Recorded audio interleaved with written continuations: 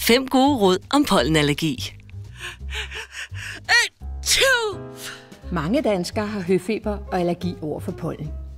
De første træpollen, der viser sig i det tidlige forår, er pollen fra hassel, elm, el og birk. Det er jo skønt at få foråret ind i stuen, men har du selv, din familie eller venner pollenallergi, så lad de grene blive udenfor og tag i stedet for grenene fra kirsebærtræet eller den gule kornel ind i stuen.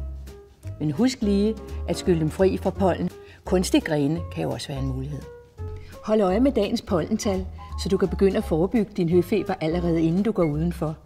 Luft ud om morgenen og om natten, hvor der er færrest pollen i luften. Tør dit tøj indenfor eller i tørretumbler, så du undgår, at der sætter sig pollen i tøjet. Skyld dit ansigt og vask håret inden sovetid. Og husk, du kan få mange flere gode råd på apoteket. Programmet blev præsenteret af De Gule fra Orifarm.